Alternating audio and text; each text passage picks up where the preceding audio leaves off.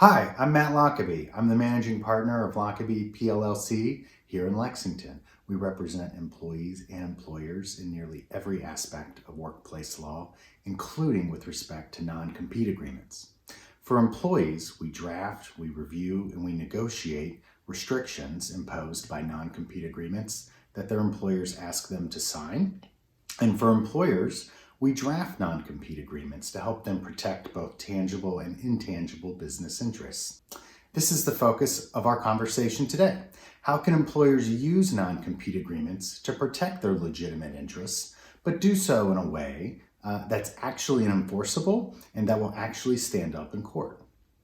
What is a non-compete agreement? Well, it's an agreement in which an employee agrees not to compete against the employer after the employment relationship is over by restricting where and for whom the employee can work and for a certain period of time. These agreements are commonly referred to as non-compete agreements, non-competition agreements, and in some instances, non-interference agreements. They're also referred to as provisions, restrictions, covenants. It doesn't matter, it's all the same. One of the questions we get quite frequently is, are non-compete agreements enforceable in Kentucky? And the answer is absolutely yes. However, they have to be reasonable with respect to three different things. First is the duration of the agreement, meaning how long the restriction is going to last. Second is the geographical scope of the restriction, meaning what's the area or the territory in which the restriction is imposed. And third is the general character or the nature of the restriction, meaning what's the breadth of the restriction in terms of what that particular employee can and can't do going forward. And relatedly, the restriction also can't affect or impact the public interest. Now, what makes a non-compete restriction reasonable or unreasonable? Well, there's no hard and fast answer for what is reasonable or what isn't reasonable. Reasonableness is always going to be determined based upon a case-by-case analysis of all of the relevant circumstances. So what are we going to be looking at? The first is the specific business of the employer. And related to that will be, more generally, the industry in which the employer operates. So what products or services does the employer sell? Do they sell direct to the consumer, or do they sell through retailers or wholesalers or distributors? What types of services does the employer provide, and how does the employer provide them? Are there particular specialized processes? Is there a particular know-how that's required? Another aspect that would be considered are the particular interests that need to be protected. Are there trade secrets? Is there other particularly competitively sensitive information? Is there extensive and specialized training that employees received? Lastly, where do you sell, or where does the employer sell its goods and services? Are they sold online across the country? Are they sold in brick and mortar locations here and there? Or are they really targeting a specific niche client demographic? Several other circumstances that are going to be considered are the history of the relationship between the employer and the employee, the hardship that's imposed on the employee by the restriction. For instance, is the employee now restricted from working in his or her chosen profession across the country? And of course, as we mentioned earlier, the public interest, and the courts will look at the impact on the public interest by enforcing the non-compete restriction. All of these factors are going to be considered individually and collectively to determine whether or not a particular restriction on a particular employee by a particular employer within a particular industry is reasonable and therefore enforceable.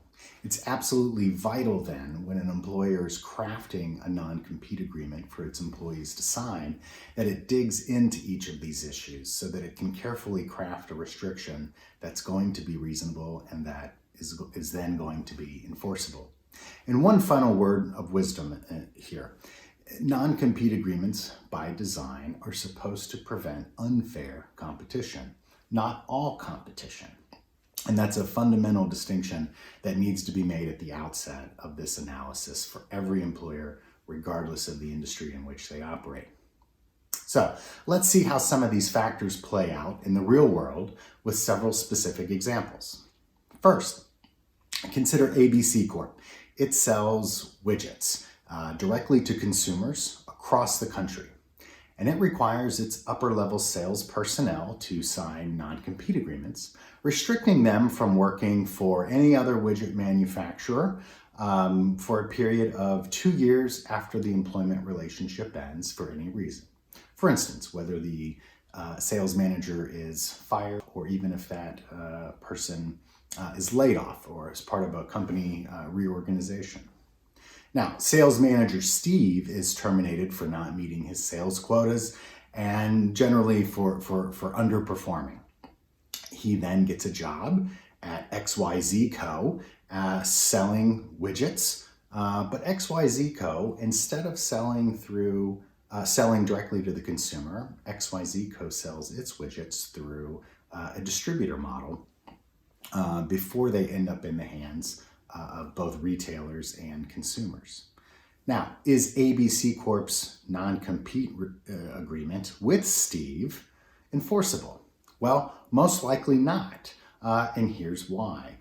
ABC Corp and XYZ Co. don't directly compete against each other. They have different clients. One is consumers, one is distributors. Those customers have different needs, have different interests, have different desires, and their marketing strategies, their marketing plans are also going to be completely different because of the critical differences in their customer base as well. What is enforceable here, though, is the sensitive, confidential information of ABC Corp. That Steve would have learned during his employment.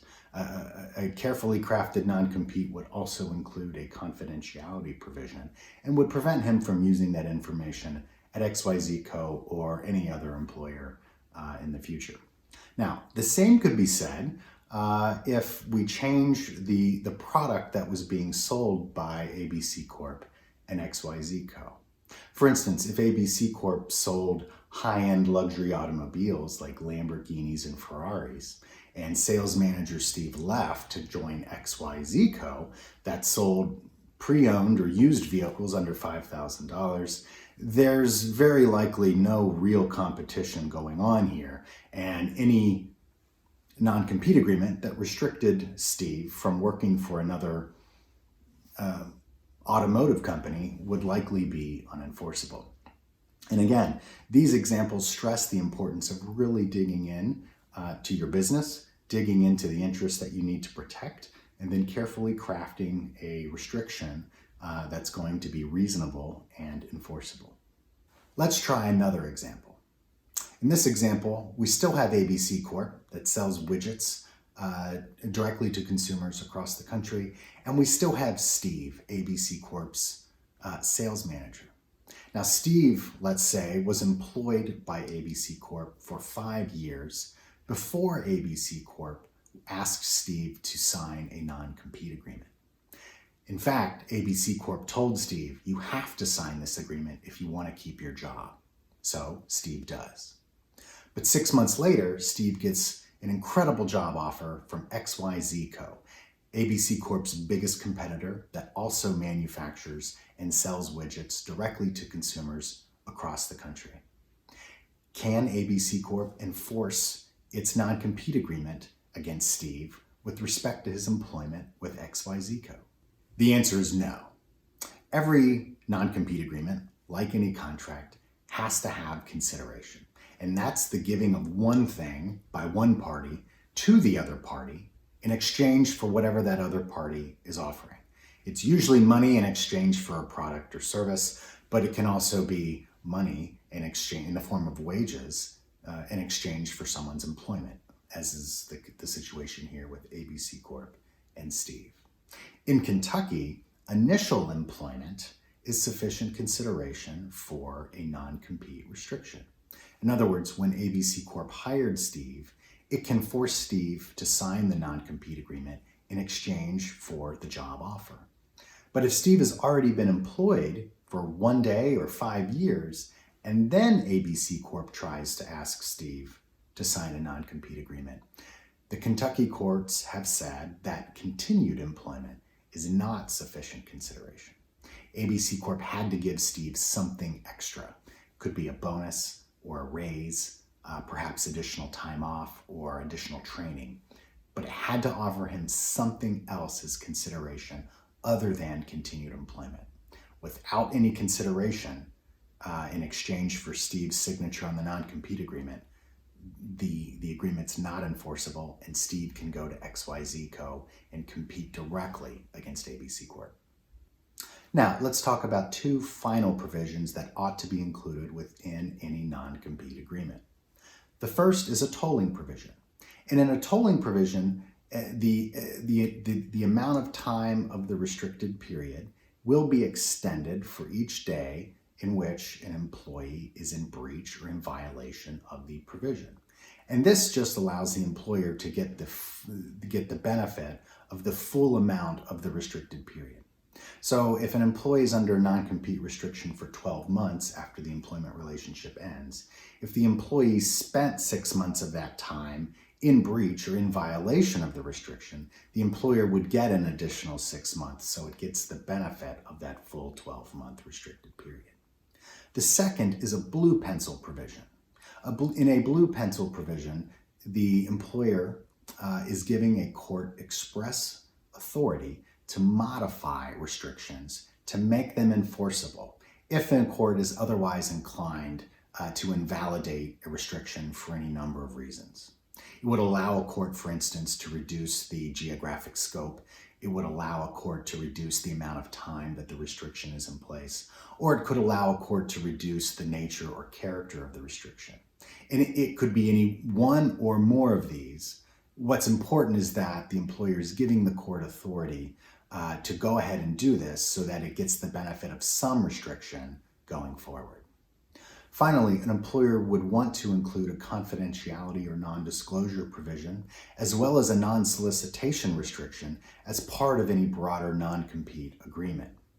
We'll talk about confidentiality restrictions as well as non-solicitation covenants in a future video, so look out for those. If you're an employee and you want to know your rights with respect to a non-compete agreement that you've been asked to sign or that you have already signed, let's connect because we can help. If you're an employer and you want to find a way to protect your legitimate business interests from employees who might move on in the future, let's talk because we can help you too. You can call us during normal business hours, 859-263-7884. You can also reach me directly by email at mlockaby@lockabylaw.com. I look forward to hearing from you, and I really look forward to working with you. If this video has been helpful for you, we hope you'll click the like button and subscribe to our YouTube channel. You can find lots of other helpful content on our other social media channels: Facebook, LinkedIn, Twitter, Instagram. Just search for Lockaby PLLC and hit the like or the follow button. We'll see you next time. Bye for now.